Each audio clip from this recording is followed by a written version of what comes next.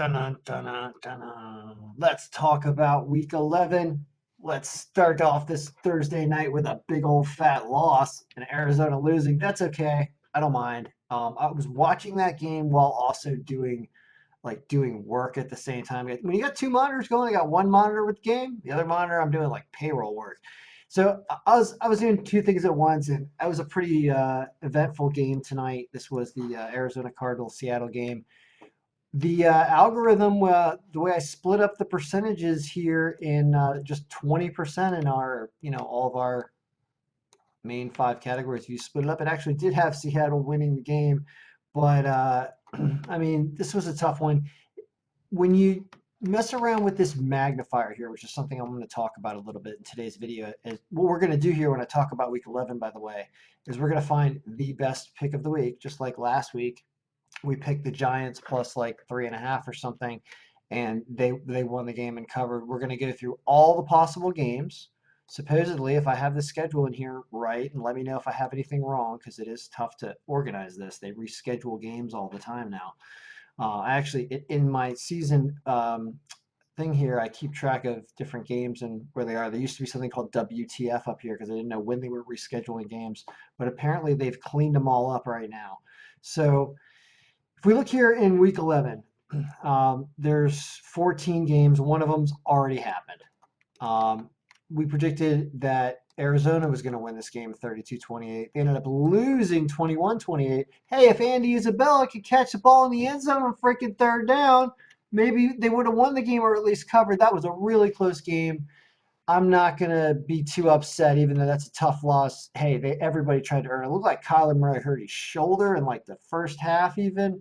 Like this was a well fought, really good game, and whatever you lose, but I mean, you had money on Arizona. They definitely they played with some heart.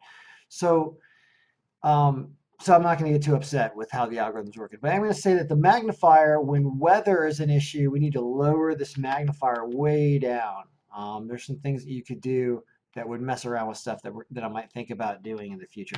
But we're going to keep it at 5 for now because I think that that's pretty good. So if you had only one pick left, what we're going to do is we're going to say, this is what we did in last week's video. We go through every single possible team and we start removing them if they are unbettable or not the optimal pick, and then we just get rid of every team, right? So you can start looking at this pivot table in many different orders. And what we'll do is we'll show you some things that have won in the past, and let's do some interesting sorts. So right now what it's doing is it's saying the team that's supposed to win the game by the most by projected score. And the projected score is really the best thing going in this algorithm. This is using different players and summing up their ability to score, and then using that against the other team's defense, and using a bunch of different weights and everything, a bunch of different sheets to come up with, based on who's playing, the best projected score. Well, so if we think that the Steelers are going to win by 7, Vegas gives you a spread, or they give you odds of how many points it will be. You have to take them minus 10 points, and we only think they're going to win by 7. So they're not going to appear. This thing here, this question here is, do we think the team is going to cover the spread or not? Well, if they're, that's a game where we don't think Pittsburgh is going to cover the spread, because we only think they're going to win by 7 and they're favored by 10, right? So if it's going to be a no, right? Not a yes. These are the teams we think are going to cover the spread. Well, let's look at everything again, because we're just going to remove picks off here. Now, Pittsburgh is undefeated right now. I would never bet on Jacksonville in any shape or form in this game. So Jacksonville can go off this list. Bye-bye, Jacksonville. So they should disappear from this side over here. We should only have 23 games left, I think. 27? Yeah, 27. Right? We can't do Thursday night's game because it already happened. So we're getting rid of the Arizona game. That's gone. So now it's going to be like 25 left, right? There you go. All right, we're going to get down to 1, and we're going to try to do it. And I don't know if I can do it under 10 minutes. All right, I'm going to rush real real fast, but it may go longer than that. Jacksonville's gone. Is Pittsburgh bettable? The answer is as a money line bet where you're getting almost nothing, they should win the game. Will they cover? You never know because it's 7 points. So I'm going to take Pittsburgh off the list because the odds are just not good enough to bet on Pittsburgh. Although I think they would win in like a survivor pool. So let's remove Pittsburgh. I feel like I like to get rid of, well, whatever, just go down the list. Chargers and the Jets. Let's give you a decent zoom here. Chargers and the Jets.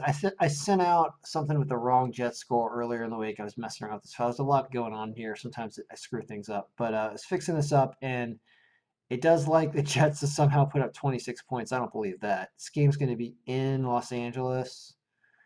Win score heavily favors Los Angeles. They're only minus 400. So this is a good survivor pool pick, I guess. Jets are very unlikely to beat the Chargers that are still trying to fight for some chance of something, even though it's really not going well. And they keep losing close games. Although if a team could lose to the Jets, maybe it's the Chargers. Point is the spread is bad.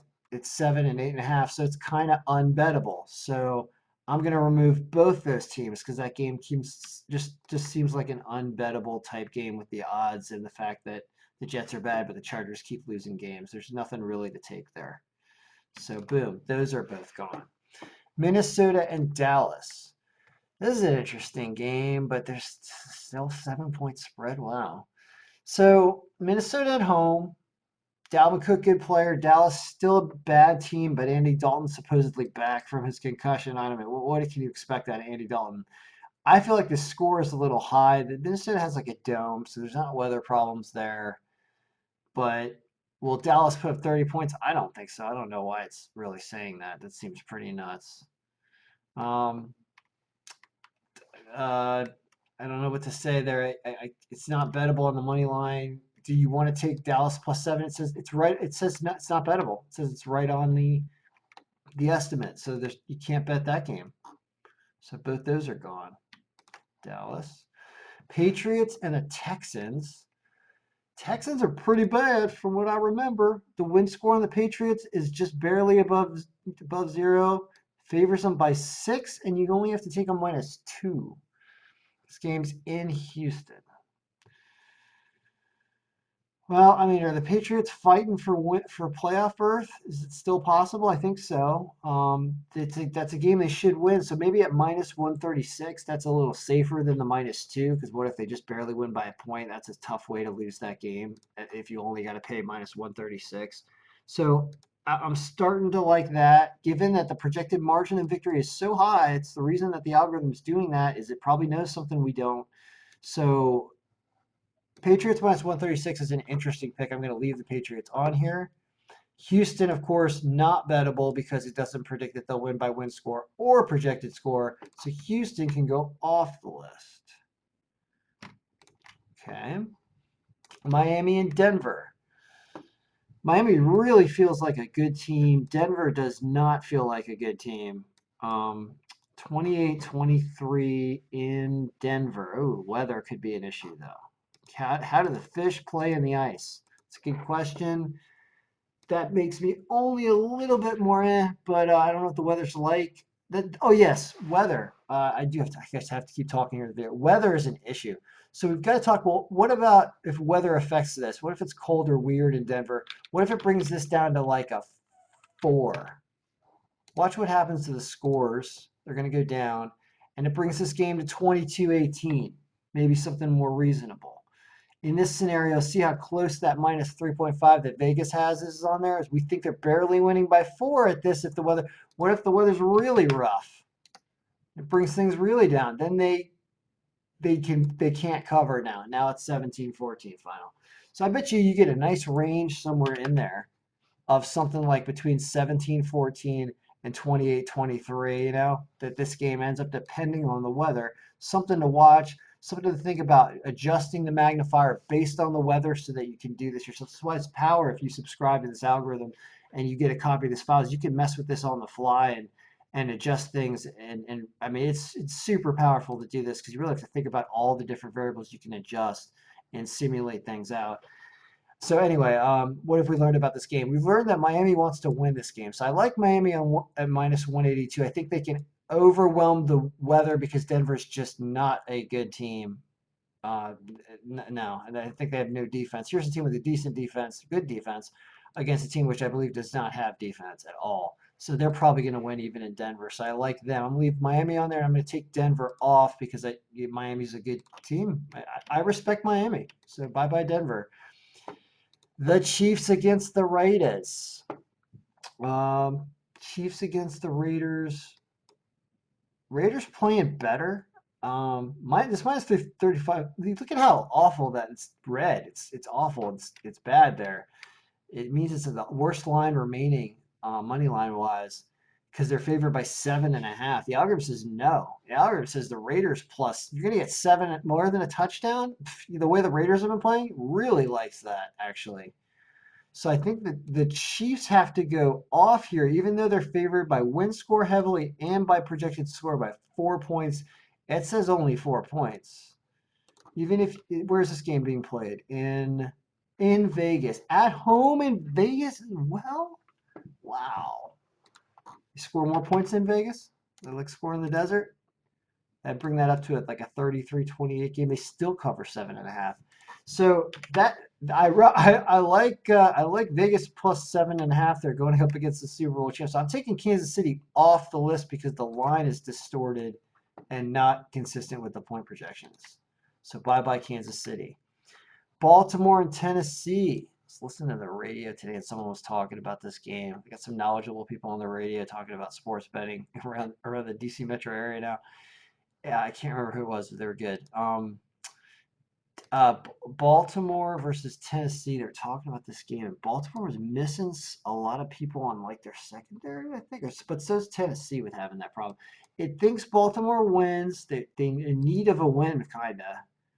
Um, but this is a good team. This is at home. It all says they're only covering by 4, and the spread's 6.5. So it says if you're going to get 6.5 points, take Tennessee. Tough game. Because it's so tough, I'm going to remove Baltimore from the list. Cleveland and the Eagles. Thinks Cleveland wins 23-21. They are favored at home, but not to win by 3, only by 2. So Eagles plus 3 it likes, barely. It looks like an unbettable game. I don't trust Cleveland. Now, what if the weather's bad in Cleveland, right? What if there's an ugly whatever again? Then you get a score of 15-14, even more toward the Eagles. So because if weather's super bad, I think that's possible that the Eagles do cover that spread. So that's an interesting thought. So you don't want to take Cleveland. So get Cleveland out of there. Saints and the Falcons. This game's in New Orleans. Now, Drew Brees is hurt with crushed ribs. You got Jameis Winston who loves to throw interceptions. It's picking it, and now this is going to screw up the point. Yeah, what's that going to look like? What's New Orleans going to look like here? QB wise, Jameis Winston gets a 0.6 and Taysom Hill gets a 0.1. I don't know how reliable that is, but that's what it's doing. It does have Breeze out of there, so at least think about that when you think about how those point projections are working. So it kind of knows what it's doing. So super close game that Atlanta blows late that New Orleans wins. That's a possibility. So that means they wouldn't cover the 5. So you take Atlanta plus 5 against Jameis Winston. That's interesting. So you can't bet on New Orleans. All right, New Orleans out of there. Carolina and Detroit. This is a battle of junk. Close game in win score at -4. That's basically toss up. Basically, everything's in agreement with Vegas. I don't know what to do. It's like Vegas's line is written off this point projection. So get rid of that. Can't do anything there. Green Bay and Indianapolis. Wow. Battle. Where's this game being played? In Indianapolis. So they have a dome, right? I think they do. So I feel like you get a little more score in Indianapolis by accident. The water's good to Philip Rivers there in Indianapolis. That would put it up to 30 29. Wow. Rodgers pulls off something late and barely wins this game. That's what that's saying it's going to do. And it says that in every way. It says that in win score percentage and in point projections. Beats Indianapolis at home. If anyone's going to do it, it's going to be Rodgers. So that's a sneaky plus 110 just to take Green Bay. You can't take Indianapolis because Indianapolis is not favored in any one of those categories, including money line and everything. Like you can get the Packers plus 2. That's crazy. Yeah, so Indianapolis got to go. Tampa Bay and the Rams. God. Tampa Bay favored 28% by win score. Interesting. Barely in point projections. You'd have to take a -4. Says they don't cover, but I don't like betting against Brady. Seems like an unbettable game here because I don't want to take the Rams against the Bucks at home because Tampa Bay is just I can't read them. They're going to either win or lose, but they're going to be emphatic. So I'm taking Tampa Bay off, and I'm taking the Rams off because that's too weird of a game. The Bengals and the Washington Football Club. Yeah, talk about a tie. You can only get a team with one unbettable game, right? Unbettable. It's a pick 'em. Who wins this game in Washington? Cincinnati sucks. If anyone's gonna, if Washington's gonna get a win, it's gonna be against a team like Cincinnati. So I think you can root for Washington for fun, but it's an unbettable game. You're just throwing darts, really. So let's not do that because you're not going to win in the long run. You're going to split. Not Detroit. Sorry, it wasn't Detroit. It's Cincinnati. You're not going to win in the long run if you're just flipping coins. So Detroit and Carolina the other way around, which has Detroit losing this game at plus 100 in Carolina. Don't like that. Someone forgot to get rid of them. Atlanta and New Orleans, of course, we would never want. No, wait a minute. We might want Atlanta. We might want Atlanta because they're +5, and for some reason, with Jameis Winston in there, that's a sneaky, sneaky pick. And they could potentially win the game if they got the new coach. They haven't blown as many games since they got the new coach. So this +5's got to it's got to stay on there. It's kind of a risk because you're just going up against Jameis Winston. It's not the top pick of the day, but it really should be part of a round robin. I'm going to leave you with like 5 or 6 for a round robin here. This is one of them. Atlanta +5. Atlanta más 5. It's one. It's number one. That's not number one, but it's one of them.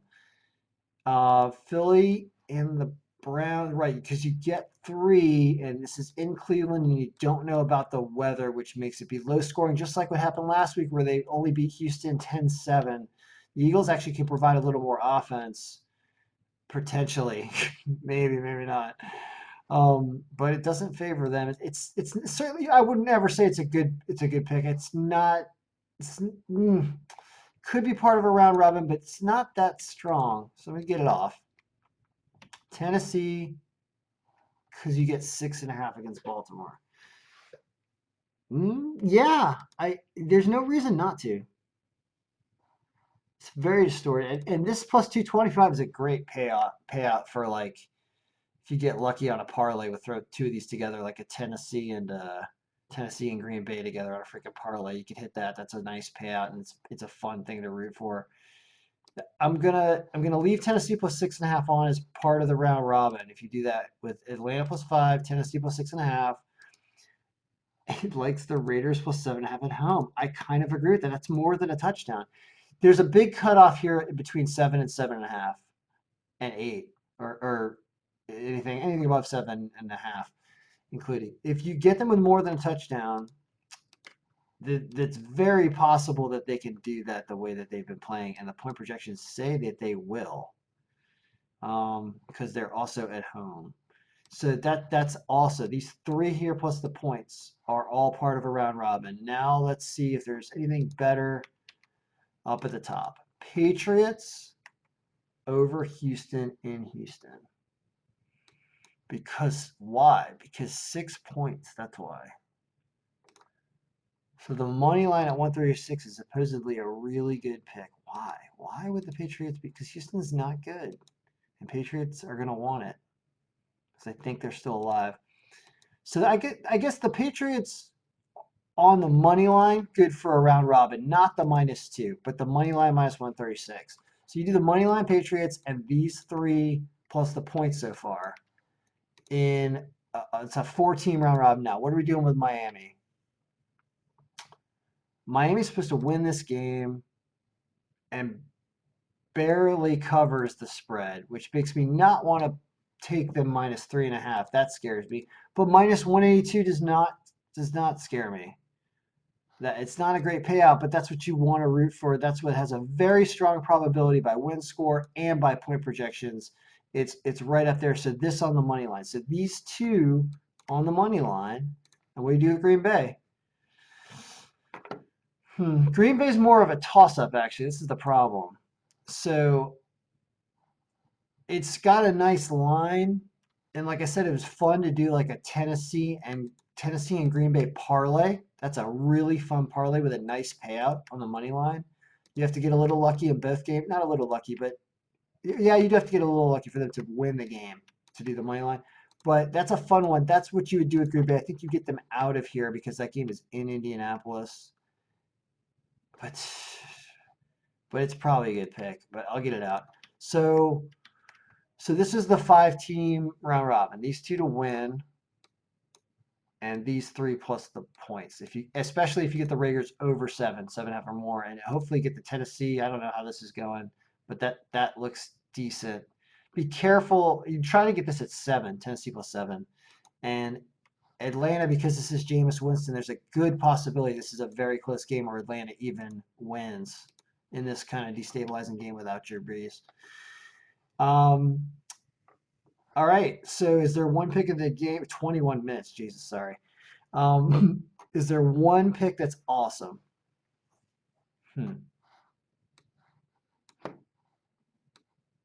Well,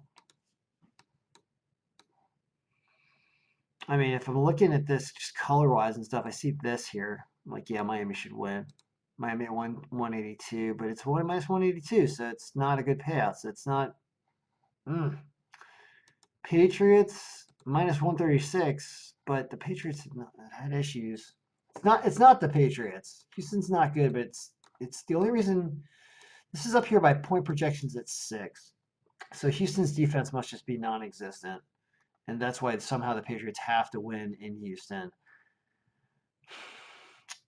But this is only at 9%, and I'm torn. Sneaky teams here. What? All right, it can't be the Raiders against the that can't be the pick against the reigning Super Bowl champions. This Tennessee Baltimore +6, but because Baltimore is a little. See, the question is, where is there overrated stuff going on that's screwing stuff up here? And the answer is this, but you're betting on Jameis Winston not playing well, and you're betting on Atlanta, a team that really hasn't shown enough at all this year, even though they're playing better since the new coach. I, I, I, of all the things on here, yeah, it's becoming more obvious. Atlanta's got to go. I don't want to go against Baltimore. I don't want to upset Lamar Jackson. And I don't like the Patriots because they're just not that good of a team this year. I don't think the Patriots are going anywhere long term this year. And I'm getting rid of Tennessee because they're going. That leaves you with this. And the reason why is because Drew Lock's okay, but not superb. Miami is a team that is underrated. Still, you have to be paying attention to football to realize that Miami is playing very, very well. And so they're supposed to win by 5. I think you just take them on the money line, and that's your pick of the week. You root for Miami to win this game because they're probably going to win. You don't worry about this 3.5 because, hey, they could win by a field goal. There could be bad weather. How do you get this thing down? If you get a snowstorm with a bunch of elk and moose freaking running around, all of a sudden you have a 3-point game and you don't cover. That can happen. That's why you got to watch out for the spread. But you bet them on the money line, yeah, you're getting like only half on your money, but all right, well, you're trying to pick of the week that's supposed to win. That's supposed to win.